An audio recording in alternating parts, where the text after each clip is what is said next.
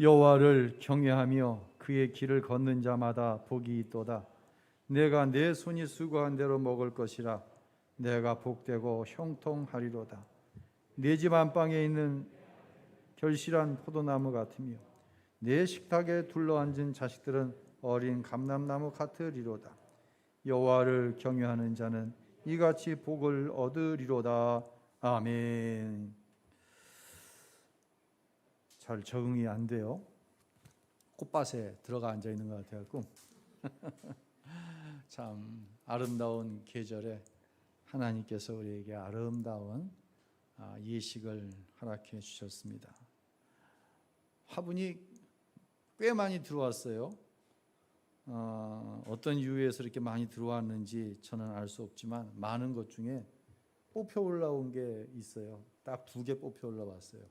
그건 우리 최태경 집사님이 꽃꽂이 하신 것이고 저건 원래 있던 거고 2개만 뽑혀 올라왔습니다. 보기가 좋으니까 뽑혀 올라왔겠죠. 사랑하는 성도 여러분, 하나님을 경외하시기를 바랍니다.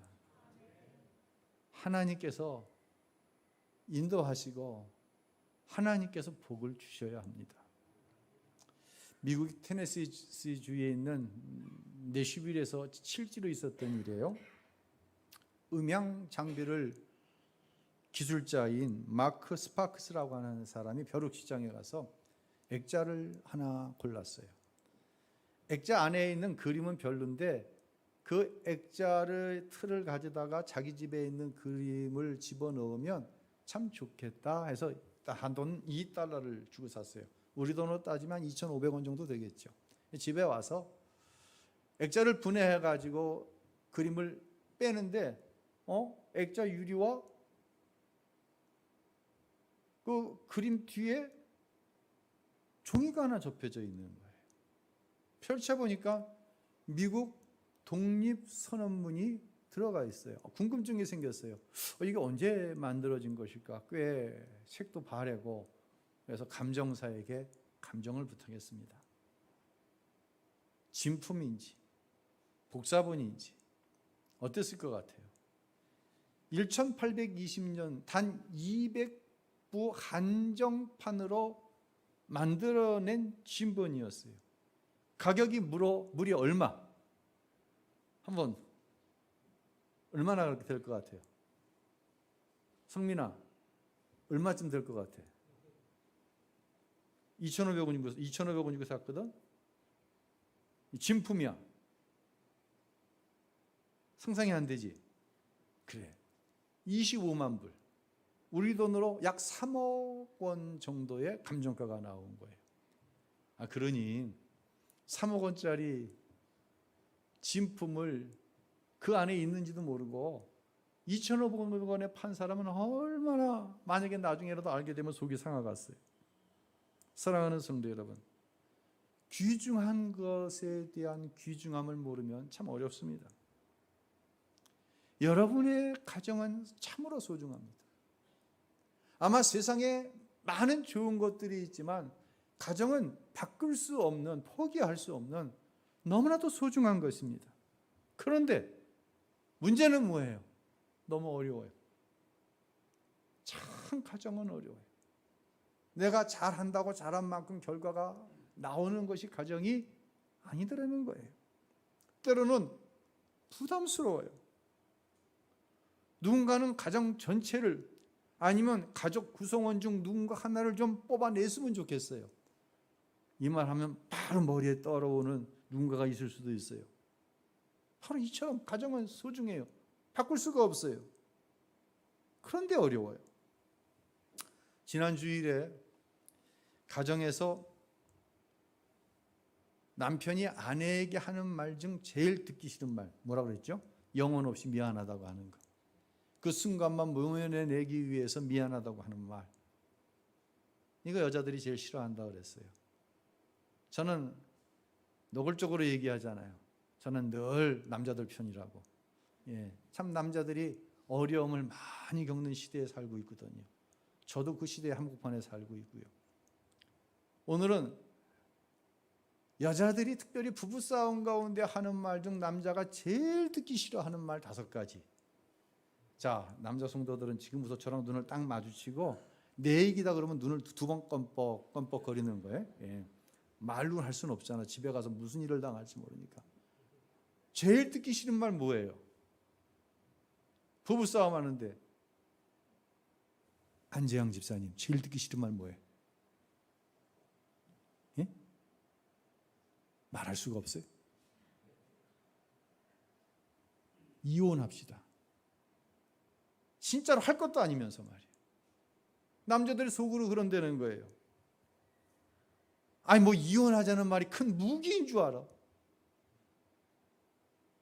그냥 화만 나면 이혼하지. 정말 제일 듣기 싫은 말이라는 거예요. 꿈뻑꿈뻑. 두 번째, 당신 만나서 내 인생 망쳤어. 야, 도대체 남편이 무슨 죄를 그렇게 크게 지었길래 자기 인생이 남편 때문에 망쳤냐고 그러는 거예요. 예? 세 번째, 당신이 그동안 나한테 해준 게 뭐가 있어?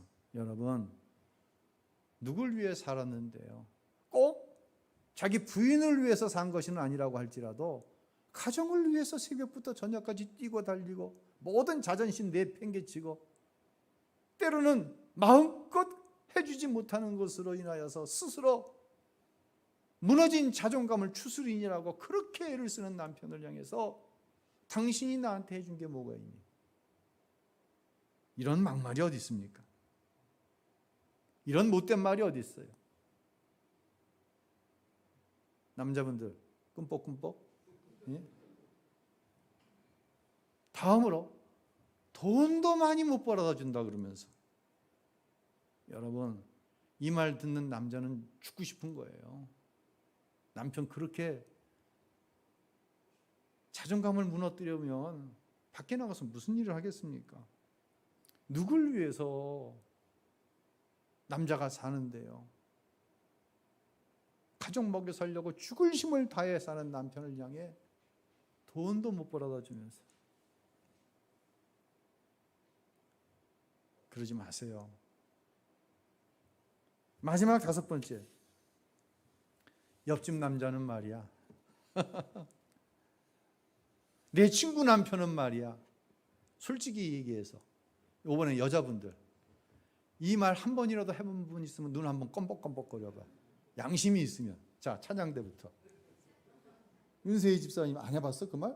와, 세희 집사님 왜 나랑 눈을 안 마주쳐? 많이 해봤구나. 우리 사모님 어디 계셔? 왜 당신은 고개를 숙이고 있어? 안경을 평소에 안경도 안 쓰던 사람이 안경을 쓰고. 그러면 남자는 속으로 뭐라고 그래요? 그놈하고 결혼하지.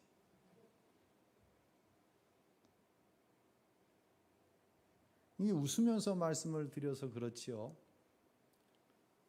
어떻게 예수님이 내 가정의 주인이신데 예수님이 저 남자를 나에게 만나게 하셨는데 저 남자와 나를 만나게 하셔서 내 가정을 이루게 하신 분이 우리 하나님이신데 어떻게 이런 얘기를 할 수가 있어요?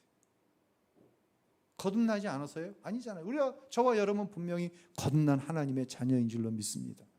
근데 하나님의 자녀의 가정에 왜 이런 불편한 말들이 있냐는 얘기예요. 왜요? 무엇 때문이에요? 내 가정의 주인이 항상 예수님이셔야 되는데 이것이 무너질 때가 얼마나 많은지 몰라요. 이것이 우리의 연약함이에요. 가족은요 결코 부끄러운 존재가 되어서는 안 돼요. 우리 하나님께서 여세 동안 천지를 만드시고 사람을 중심으로 천지를 만드셨잖아요. 그리고 보시기에 어떻다? 심히 좋았다. 베스트한 상태라고 늘 말씀드렸어요. 더 이상 뭐가 들어오지 않아도 더 이상 좋을 수 없는 최상의 상태가 심히 좋았다라고 하시는 하나님께서 만드신 최초의 가정의 모습이에요. 자, 창세기 1장 31절 읽겠습니다. 하나님이 그 지으신 모든 것을 보시니 보시기에 심히 좋았더라. 아멘. 더구나 죄를 범하기 전 아담과 하와는 서로를 향해 부끄러움을 모르던 존재였어요. 창세기 2장 25절 읽습니다. 아담과 그 안에 두 사람이 벌거벗었으나 부끄러워 아니하니라.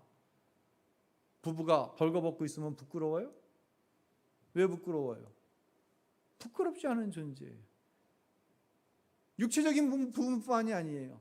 부부는요, 서로가 그것이 아픈 일이었던 실패한 일이었던 어떤 일이든 서로에게 이야기해도 부끄럽지 않은 관계에 돼요. 왜냐하면 부부는 둘이에요, 하나예요.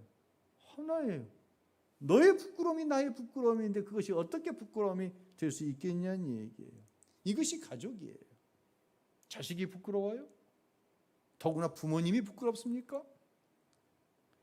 저희 어머님은 수천하시기 전에 얼마간 치매를 앓으셨어요. 다른 사람들에게 피해를 주는 정도는 아니었는데 치매는 치매였어요. 어느 날 우리 육남매들이 특별한 날이어서 부모님을 모시고 뷔페 식당에 식사를 갔어요. 근데 그날따라 어머니께서 접시에다가 과자와 빵을 잔뜩 담아 오시는 거예요. 어머님이 좋아하시는 음식은 그게 아니거든요. 그러더니 가방에서 손수건을 빼시더니 손수건에다가 과자와 빵을 담기 시작하시는 거예요. 그 순간부터 초조해지는 거예요. 누가 보는 사람 없나. 이거 걸리면 진짜 창피한 일인데.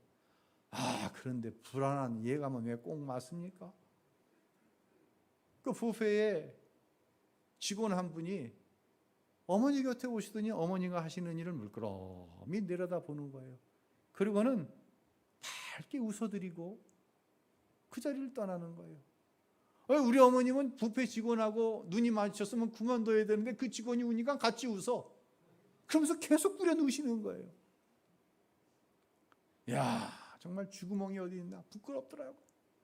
근데 사실 얼마 전에 부모님과 뷔페를 갔는데 그 행동을 하셔서 이거 어떻게 하지 하는데 바로 그 직원이 눈치를 채고 어머니한테 왔어요. 어머니한테 와서 이렇게 얘기하는 거예요.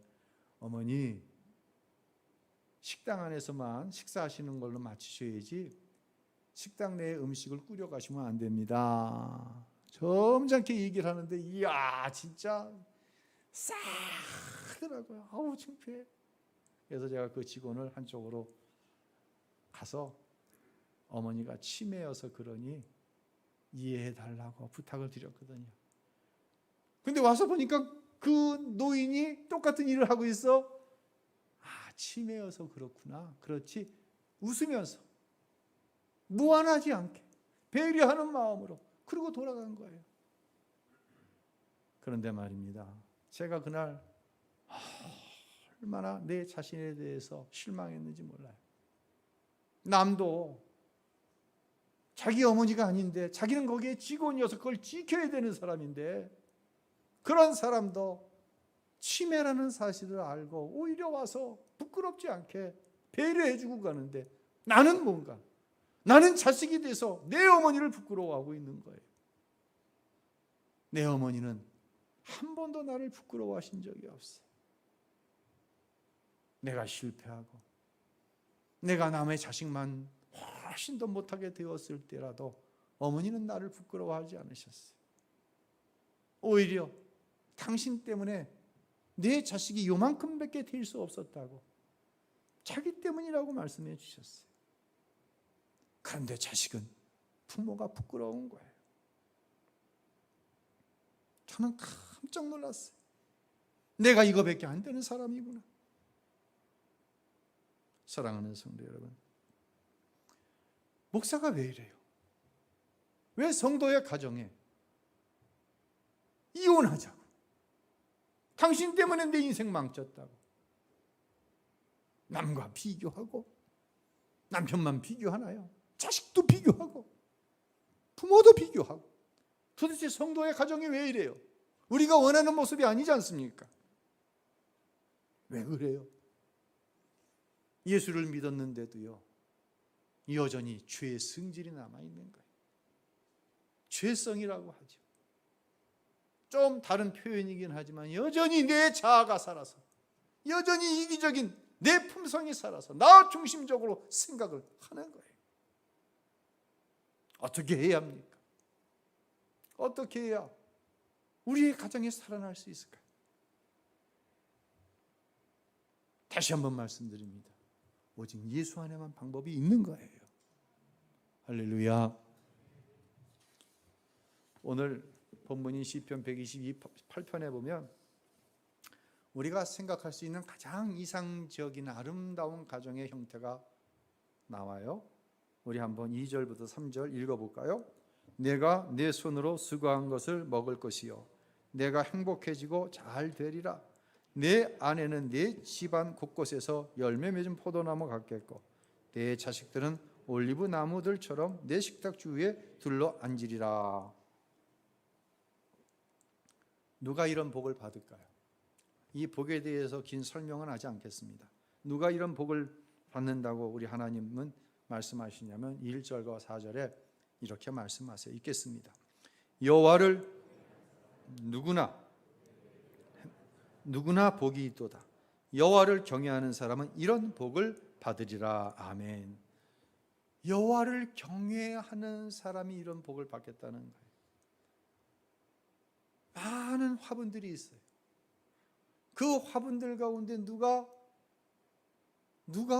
선택되어지느냐는 얘기예요. 누가 누리냐는 얘기예요.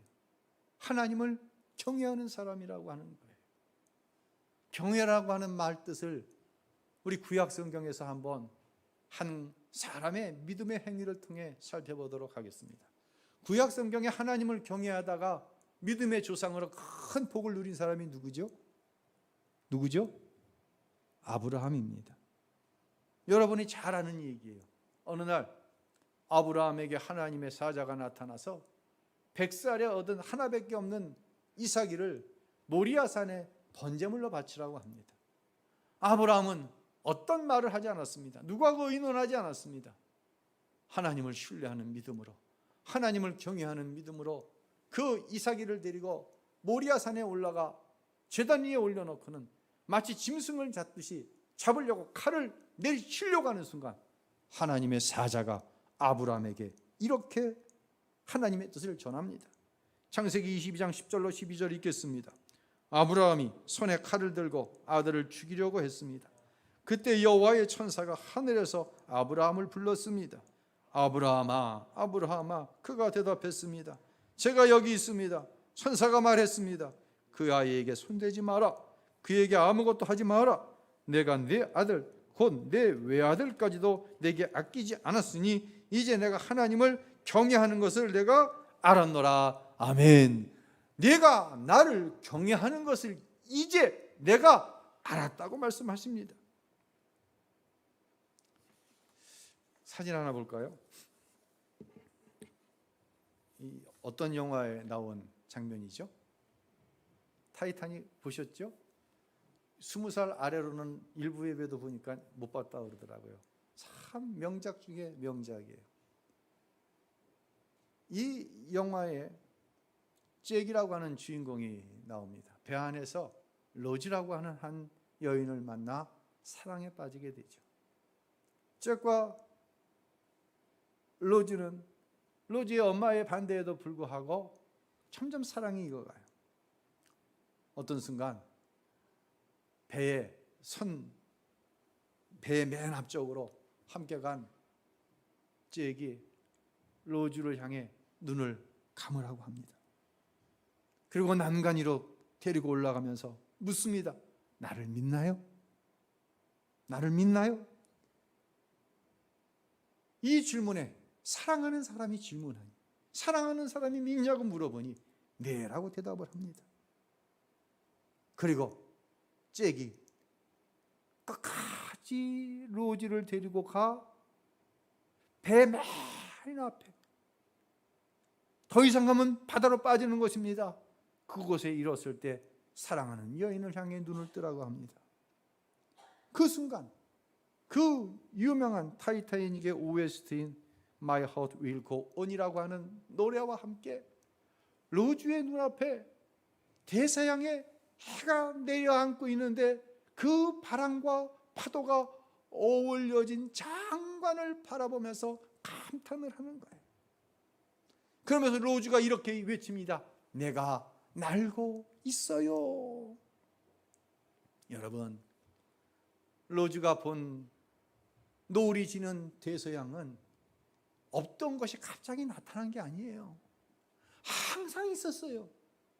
그런데 한 남자를 사랑함으로 그 남자를 믿고 그 위험한 선에 섰을 때에, 그리고 눈을 떴을 때에, 이전부터 있어 왔지만 지금까지 보지 못했던 그 장관을 보게 된 거예요. 사랑하는 성도 여러분, 이것이 바로 하나님을 경외하는 믿음이에요. 내가 지금까지 보지 못하고 경험할 수 없었다고 없는 게 아니에요.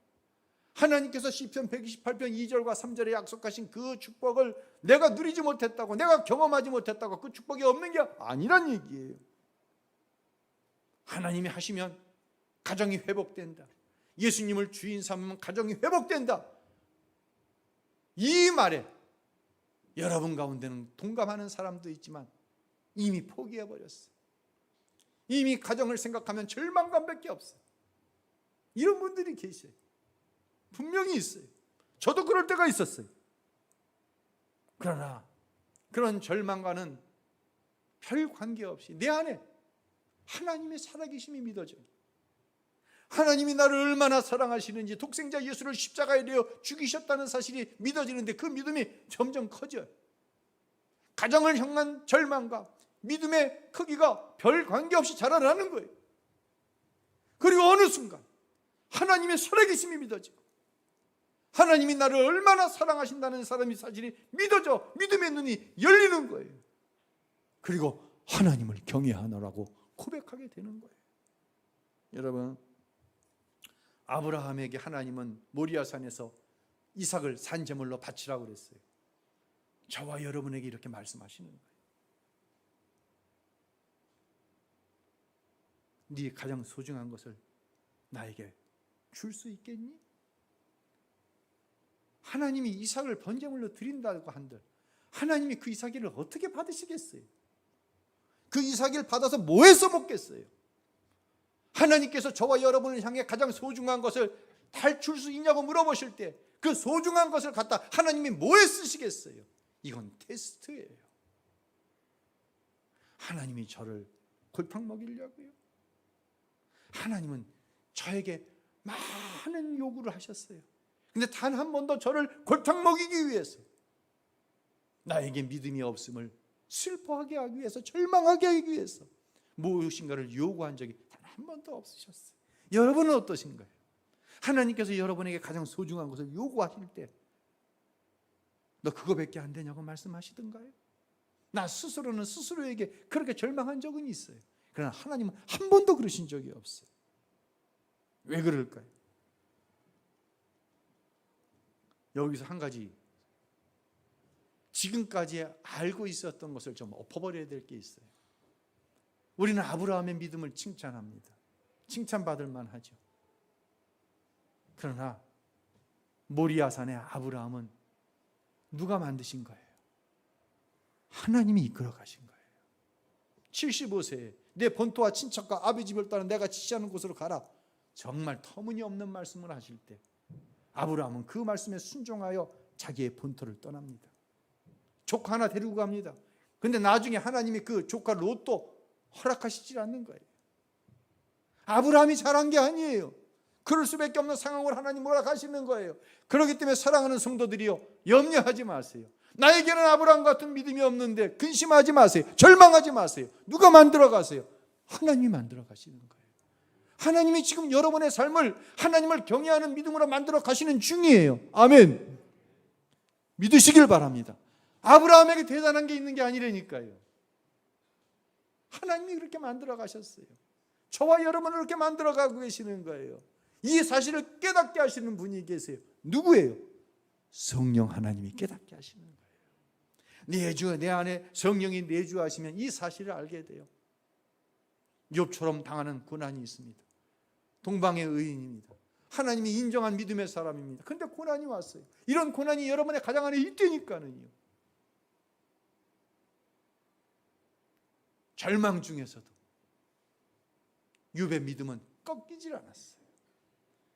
가족 중에 누군가로 인해서 절망합니다. 자녀로 인한 절망이 있습니다. 부부간의 절망이 있습니다. 그러나 그 믿음은 꺾이질 않는 거예요. 왜요? 꺾이는 게 당연해. 내 안에 성령이 내주하시지 않으면 꺾이는 게 당연해. 어떻게 견뎌? 이걸 어떻게 견디냐고요. 여러분 어떻게 견뎌요? 이게 견뎌져요? 견뎌집니까? 죽을 것 같은데. 성령께서 알게 하시는 거예요.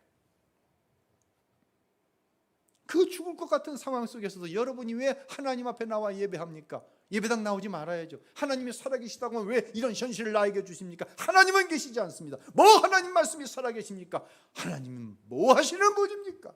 그러나 우리는 그러지 않아요. 내가 했나요? 내 믿음으로는 안 돼요. 성령이 내 안에 계셔서 이끌어 가시는 거예요.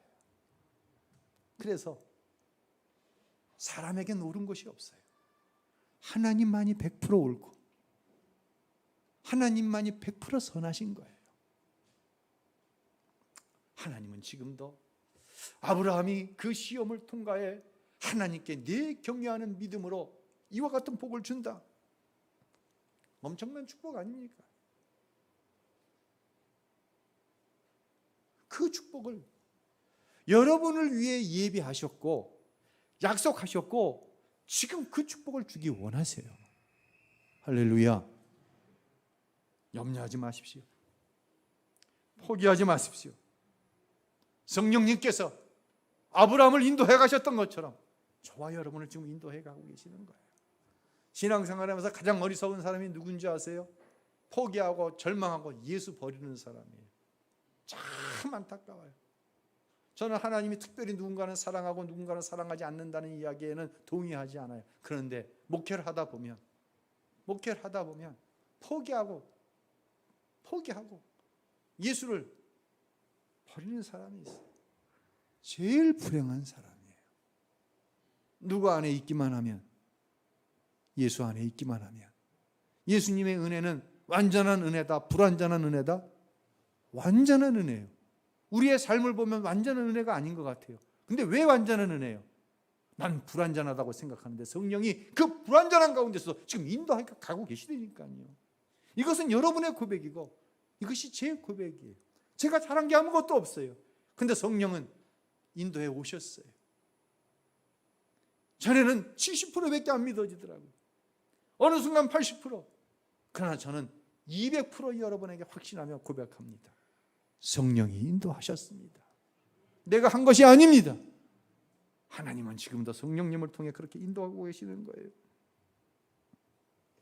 그리고 결국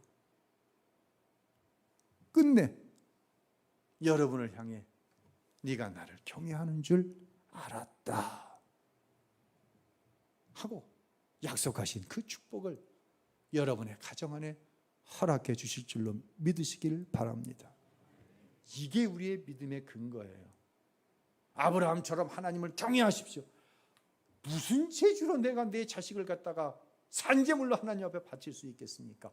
그러나 하나님이 하시면 되는 거예요. 아멘. 아멘. 다음 주일 이어서 1절 후반절 말씀 가지고 계속 말씀을 드리도록 하겠습니다.